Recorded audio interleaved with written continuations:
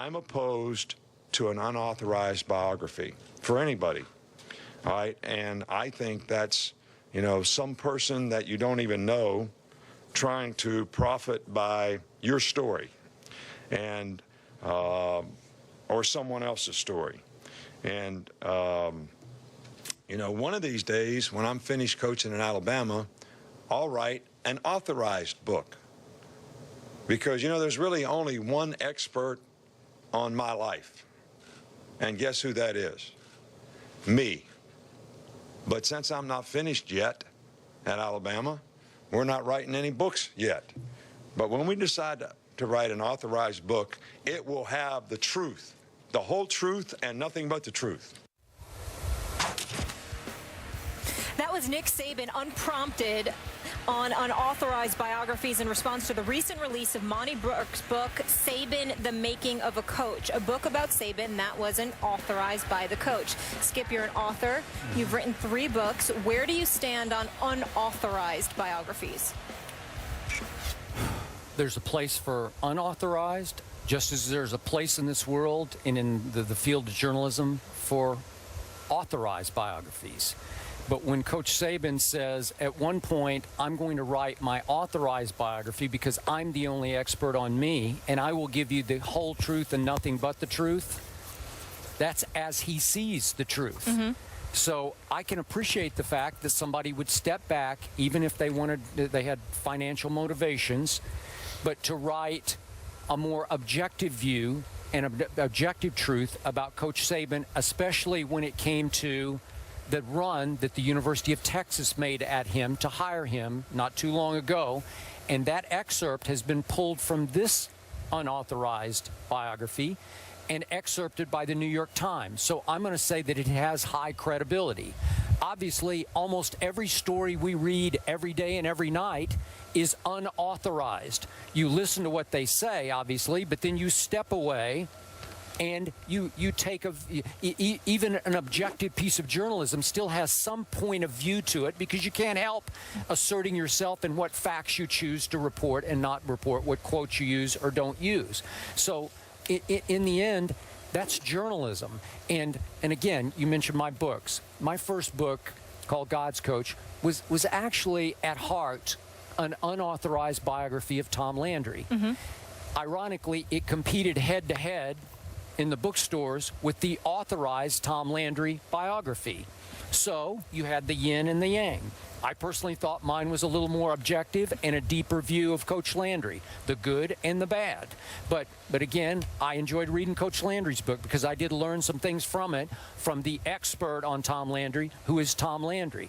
But in the end, unauthorized in the wrong hands can be extremely unfair to the subject. But in the right hands, it can be incredibly enlightening and revealing about a subject in a way that subject could never be in an authorized biography. Your thoughts? I respectfully disagree with you.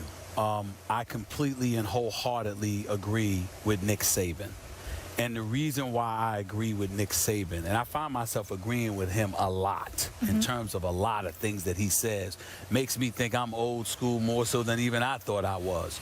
But the reason why I agree with Nick Saban is because it's about a person. See, when you were talking about God's Coach and you talk about Tom Landry, even though I understand it was a biography, I'm looking at you and I'm saying, knowing you, it's not just about Landry, it's about the Cowboys. It's about, you see what I'm trying to say? That's different. Scope to it. But I'm saying, and for the record, I had obviously sat with Coach Landry dozens of times. Right. Exactly. So it's the combination of you sitting with Coach Landry dozens of times, you covering the Cowboys, you loving the Cowboys, being from Oklahoma, and it's all encompassing. Yep. When I think about a biography, I think about the individual you're talking about, their life, who they are, how they are to be defined.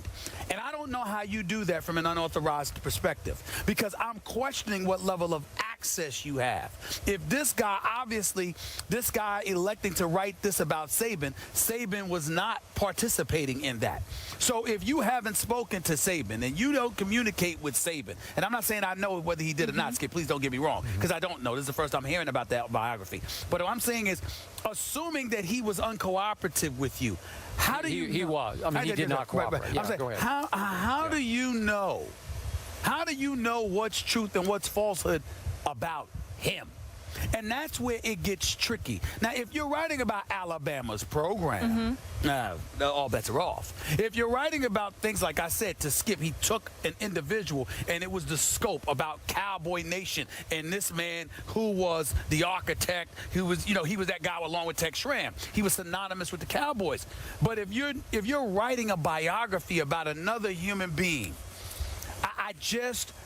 I'm put off by it. And I'm put off by it because if they didn't give you the permission to talk to them about themselves, then I got a lot of questions about it. Number one, because of the access that you have, the information that you're getting, the objective and the agenda of those who are giving you the information, knowing that you're writing something that is unauthorized by the person that you're writing about. I'm wondering about all of those different things. And so to me, I'm not buying Nick Saban. I give you the whole truth and nothing but the truth. I'm not going that far. I think he'll be as honest as he can possibly be, but he won't be but so revealing. But I respect the principled position which he's coming from. And that is, if it's about my life, how are you going to write? It's one thing to write an article about me because you cover me or whatever the case may be. It's another thing to write an article about the program. But you are writing a book about me where you're making money off of me, my name, but I haven't authorized it. There's something about that ain't right. Okay, question. Sure. You just went as hard at Jay Cutler as you've ever gone at any athlete on this show. Yes. But you don't know Jay Cutler. You've never spoken to Jay Cutler, but you've spoken to many, many, many people around Jay Cutler who've told you the truth as they see it about what Jay Cutler has done and not done in the confines of a football team, right? I am totally good with what you just said. Okay. But you did not sit down and hear Jay Cutler's side of all this, right? Yeah, but that's not where I'm going. Okay. Because what I'm saying to you is, if I watch Jay Cutler perform and I draw an opinion and you're asking me my opinion and I'm telling you my opinion of him, that's entirely different than me writing a book where I'm getting profit off of it based on that.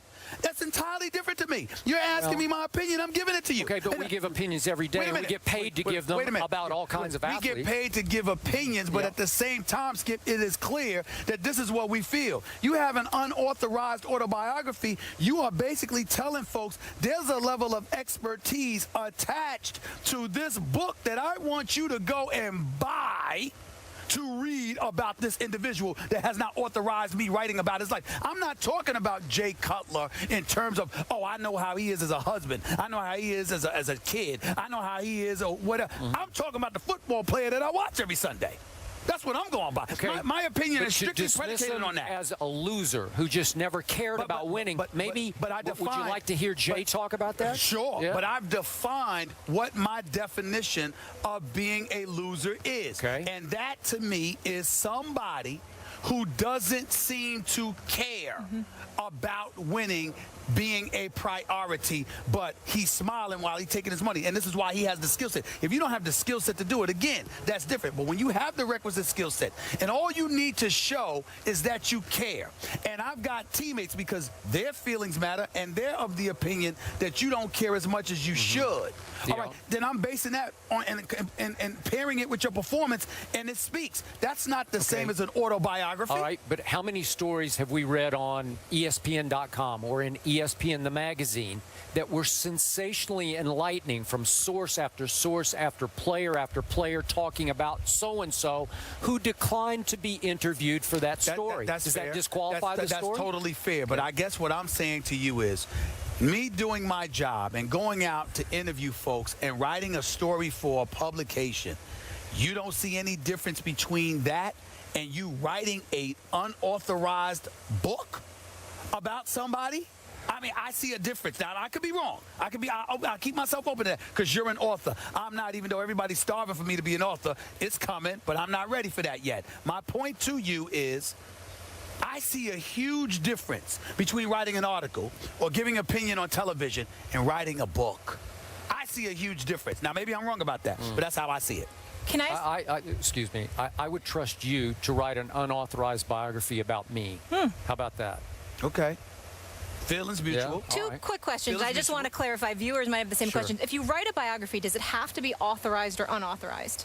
No, I mean, you would always Categorized ask. as one or the I mean, other. if Coach Saban had spoken to this author, Yeah. I'm sure he would have used reams of quotes from Coach Saban. It doesn't have to be. Was your book on Tom Landry unauthorized? Sure. Okay. But it wasn't really a straight biography. Yeah. It was about the history of the Dallas Cowboys, Exactly. the rise Okay. and fall See the of Got it. Tom Landry's Yeah, I just didn't know if it was a Cowboys. black and white But issue. Great. I called Okay. Coach Landry at home one day, and I said, I'm writing this book, Coach. Would you talk to me? And he said, I would love to, but I'm doing my authorized biography, and I'd rather not. Got it. Okay. Thank you for explaining. Speaking of talking, Johnny Manziel did just that from Browns camp. We heard from him for the first time. We'll get into that on the other side of the break. First take from New England at Patriots camp. Back in a minute.